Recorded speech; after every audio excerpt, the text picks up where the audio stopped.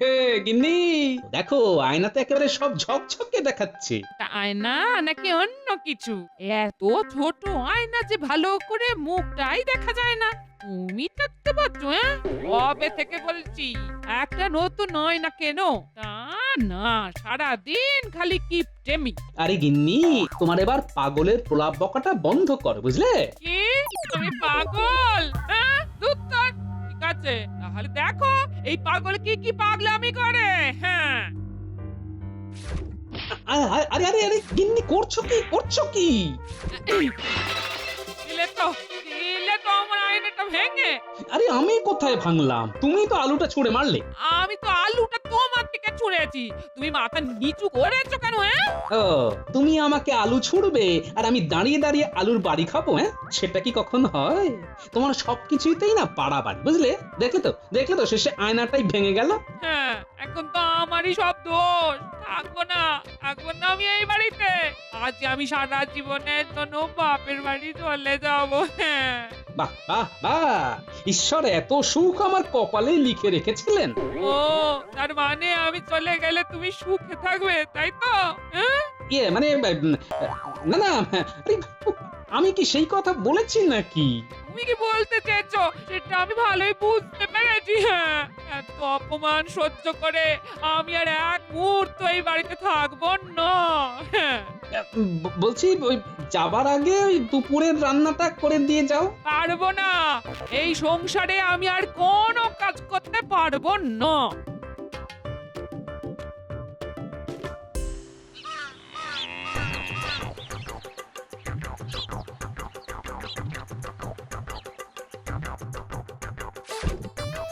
বাবা এ তো দেখছি আমার পুরো ঘর খালি করে জিনিস নিয়ে যাচ্ছ।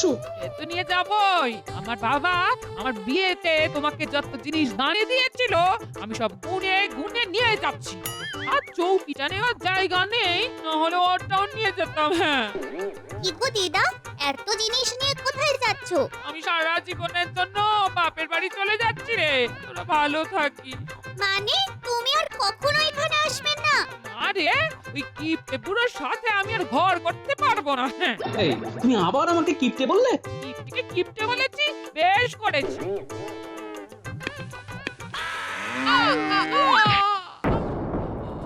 আরে আরে গিন্নি কি হলো তোমার? ওরে বাবা রে কি হবে এবার? গিন্নিকে তো ঘরে নিয়ে যেতে হবে। ওরে ওরে ন্যাপলা পুঁটি গুলটে আয় না। না হ্যাঁ আয় না। আরো আয় না। ও গিন্নি কি হয়েছে তোমার? আয়না চাই। আরো আয়না। আয়না আয়না। হ্যাঁ? আয় না।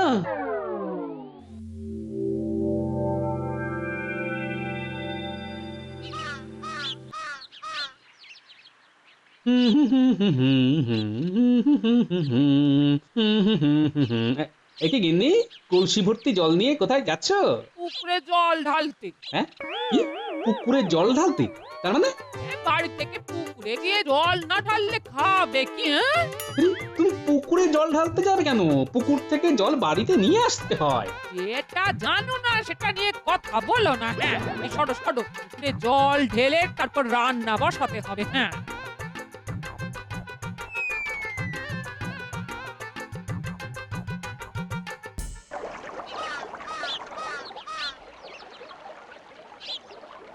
কি গো গোপালের বউ, আজ এত দেরি করে জল নিতে আসতে যে? আরে আমি জল নিতে আসবো কেন? আমি তো পুকুরে জল ঢালতে এসেছি। হ্যাঁ হ্যাঁ কি বলছো? তোমার মাথাটা তো ঠিক আছে তো? আমার মাথা ঠিকই আছে, তোমার মাথায় বরং খারাপ হয়েছে। যাও একটু রাজবৈদ্যকে গিয়ে দেখিয়ে এসো কি সব বলছে। পুকুরে নাকি জল নিতে আসবো।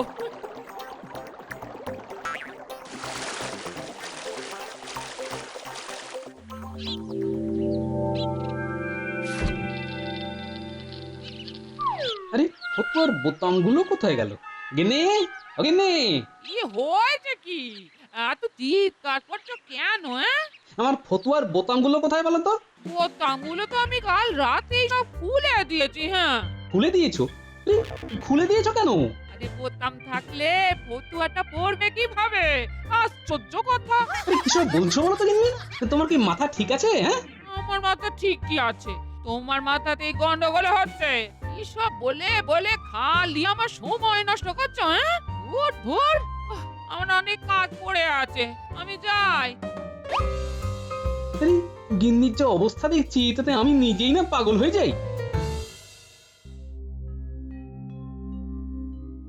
কি গোপাল, আজকে তোমার মুখটা এত ভারী ভারী কেন?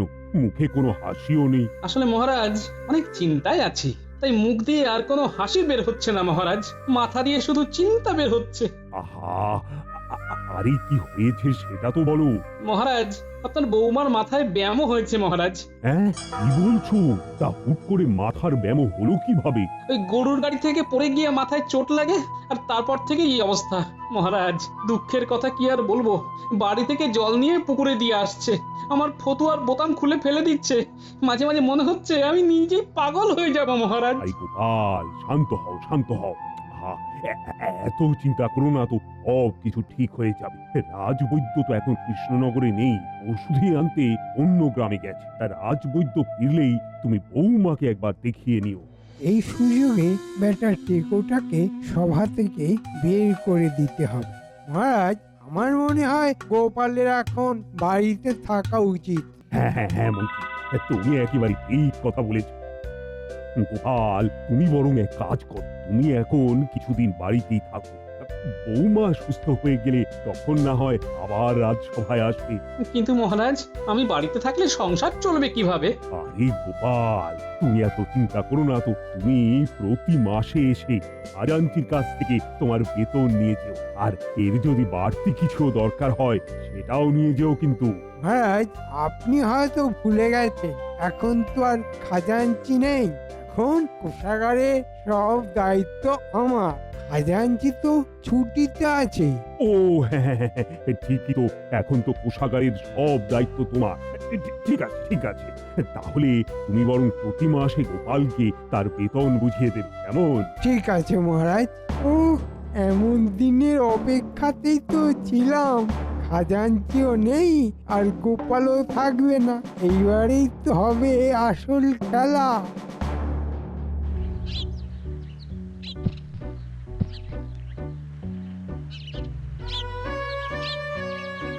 রাজবৈদ্য কেমন বুঝলে? গোপাল, দেখে যা বুঝছি এ ব্যামো এত সহজে ছাড়ার না। কি বলছো রাজবৈদ্য? তাহলে কি করব? আমি টোটকা দিচ্ছি, তবে মনে হয় না কোনো কাজ দেবে। আচ্ছা গোপাল, তোমার গিন্নির যখন জ্ঞান ফেরে তখন কি কাউকে খুঁজছিল? কাউকে তো খুঁজছিল না।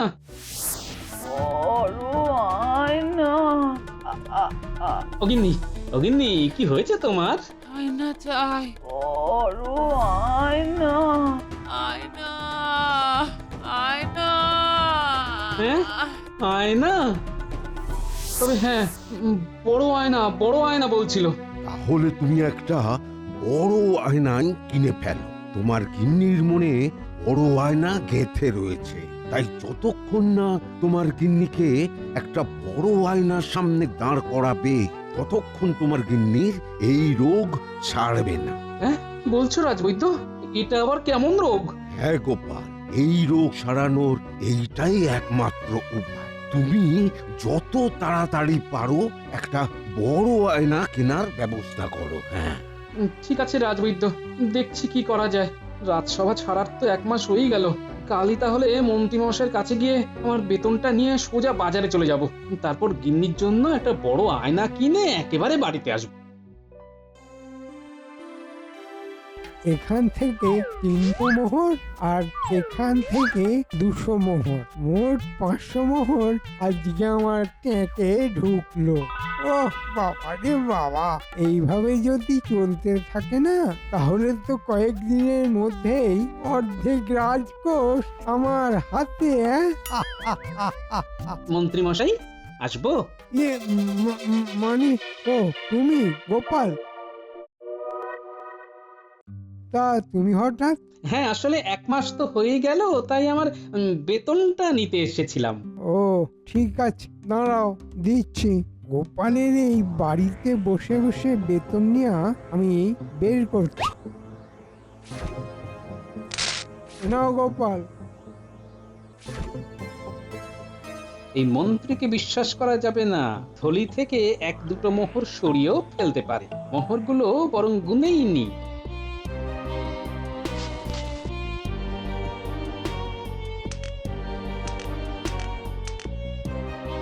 কি 30টা মোহর? মন্ত্রীমশাই, আমার বেতন তো 60 মোহর, আর এখানে মাত্র 30টা মোহর আছে। বাকি 30টা মোহর কোথায় গেল? দেখো গোপাল, তুমি তো রাজসভায় আসছো না, তাই মহারাজ বলেছেন তোমাকে অর্ধেক বেতন দিতে। কিন্তু মহারাজ যে সেদিন বললেন। আরে গোপাল, মহারাজ তোমাকে বেতন দিতে বলেছেন, সম্পূর্ণ বেতন কি দিতে বলেছেন? যা পেয়েছো এই অনেক। কিন্তু মন্ত্রীমশাই, আমার বউয়ের চিকিৎসার জন্য কিছু অর্থের দরকার ছিল। দয়া করে যদি কিছু দেন। না না, মহারাজের বারণ আছে, আমি তো আর মহারাজের বিপক্ষে গিয়ে কথা বলতে পারি না। তুমি এখন যাও দেখি, যাও যাও, আমার এখন অনেক কাজ পড়ে আছে।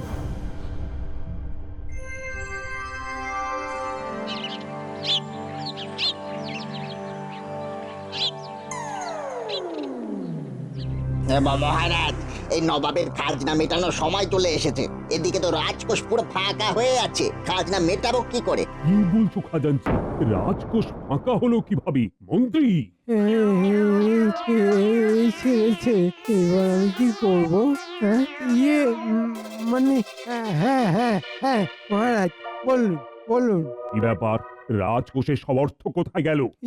মানে মহারাজ, কি মানে করছো? যা বলার খুলে বলো। এখন যদি আমি বলি সব অর্থ আমি সরিয়েছি, তাহলে তো মহারাজ আমাকে স্কুলে চড়াবেন। না না, কিছুতেই এ কথা মহারাজকে বলা যাবে না। তাহলে কি করি, কি করি, কি করি? হ্যাঁ হ্যাঁ, আমি বরং গোপালের নামেই দোষটা দিয়ে দিই। হ্যাঁ হ্যাঁ মহারাজ, এই গোপাল এসেই সব মোহর নিয়ে গেছে। কি? গোপাল? হ্যাঁ মহারাজ, কখনো 100 মোহর, কখনো 200 মোহর, কখনো 500 মোহরও নিয়ে যেত। তাই না? কিন্তু তুমি ওকে বারণ করনি কেন? আসলে মহারাজ, আমার দয়া শরীর, চিকিৎসার কথা বলেছে, কি করে না করি বলুন? কিন্তু এখন বুঝতে পারছি গোপাল আমার মাথায় টুপি পরিয়ে সব অর্থ নিয়ে পালিয়েছে। টুপি পরাচ্ছি ওকে, সেনাপতি। বলুন মহারাজ। এক্ষুনি গোপালকে আমার সামনে হাজির করো।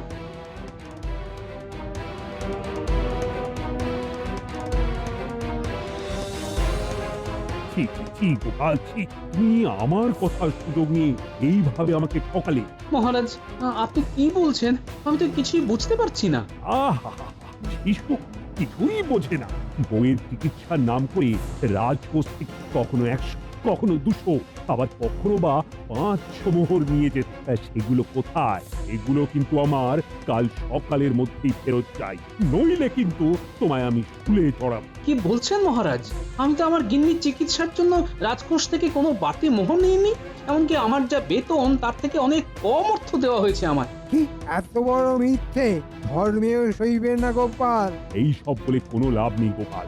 কালকের মধ্যেই আমার সব মোহর ফেরত চাই, নইলে কিন্তু তোমায় আমি স্কুলে চড়াবো, এই আমি বলে দিলাম। স্কুলে চড়ার জন্য প্রস্তুত হ গোপাল। হ্যাঁ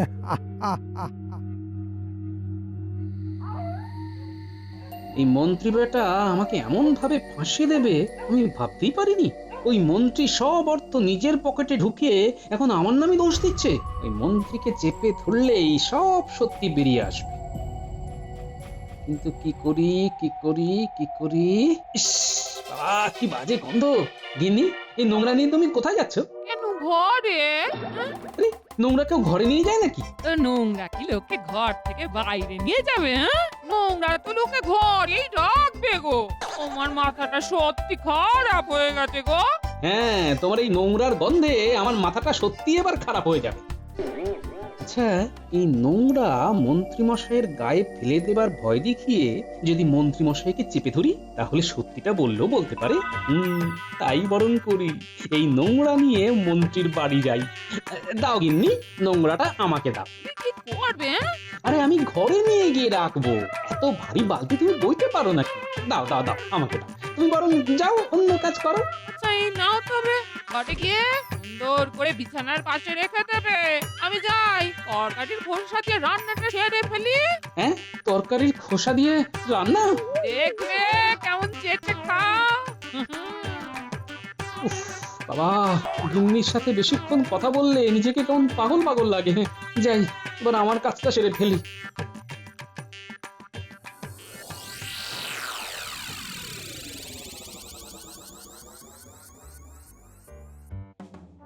এখানে গেল 500 আর এখানে গেল 200, মোট হলো গিয়ে 5000 মোহর। ওহ, গোপালের নাম করে রাজকোষটাই ফাঁকা করে দিয়েছে। হ্যাঁ, আর ওইদিকে গোপাল মাথায় হাত দিয়ে বসে আছে।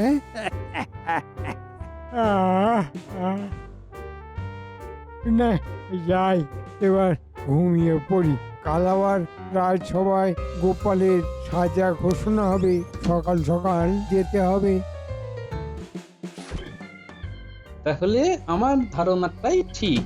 মন্ত্রী আমার উপর সম্পূর্ণ দোষ চাপিয়ে সব অর্থ নিজের পকেটে ঢুকিয়েছে। হ্যাঁ, মন্ত্রী ভেবেছে আমাকে ফাঁসিয়ে নিজে আনন্দে থাকবে। হ্যাঁ, কিন্তু মন্ত্রীর সব আনন্দ যে আমি একেবারে নিরানন্দ করে দেব, সেটা মন্ত্রী বুঝতেই পারছে না। উফ, বাক্সটা তো কিছুতেই নিতে পারছি না। না, থামলে হবে না। যেভাবেই হোক বাক্সটা আমাকে নিতেই হবে। উফ, পেয়েছি পেয়েছি। এবার তাড়াতাড়ি মোহরগুলো বেঁধে নি।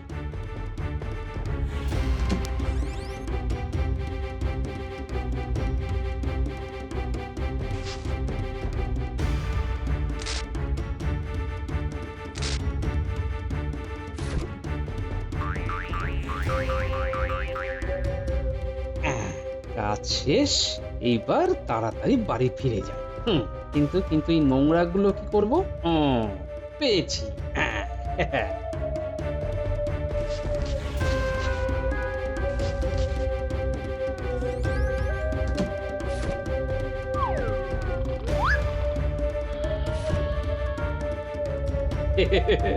এইবার সকালে হবে আসল মজা।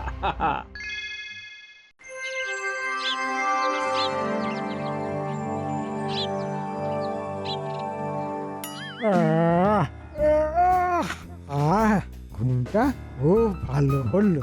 যাই সকাল সকাল মোহরগুলো একটু দর্শন করে নি, তাহলে দিনটা খুব ভালো যাবে।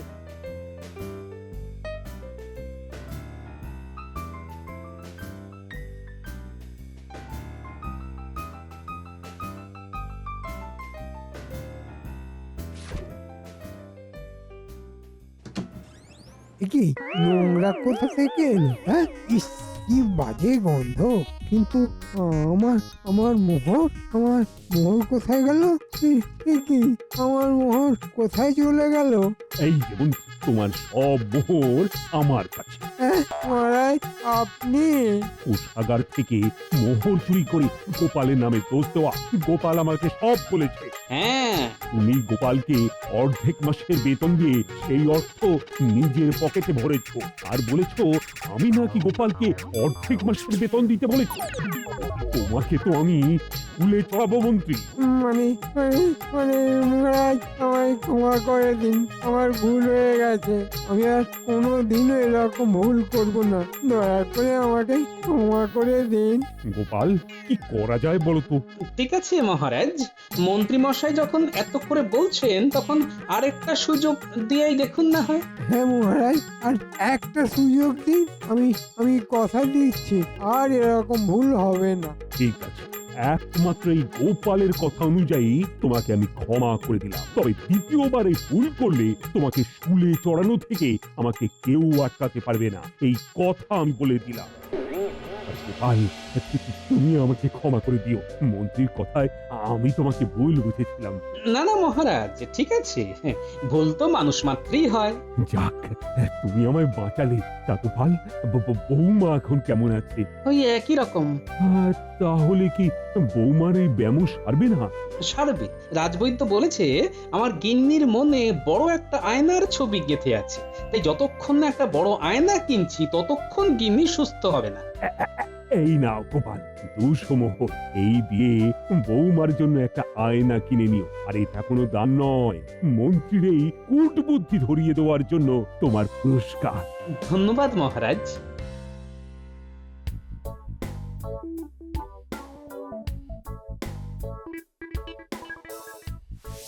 আরে গিন্নি, চলো চলো চলো, তাড়াতাড়ি ঘরে গিয়ে দেখবে, চলো তোমার জন্য কি এনেছি। দেখবো আরে চলো তো আগে।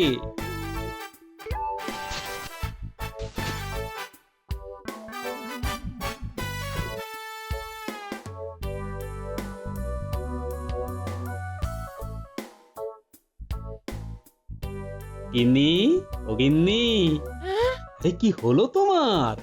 হ্যাঁ গো, এত বড় আয়না আমাদের, হ্যাঁ, তোমার জন্য। খুব সুন্দর হয়েছে গো, খুব সুন্দর। হ্যাঁ গো, এই তোমার বোতামটা খোলা কেন? আরে তুমি তো খুলে দিয়েছিলে। কি দাদা বলছো? আমি কেন খুলতে যাবো?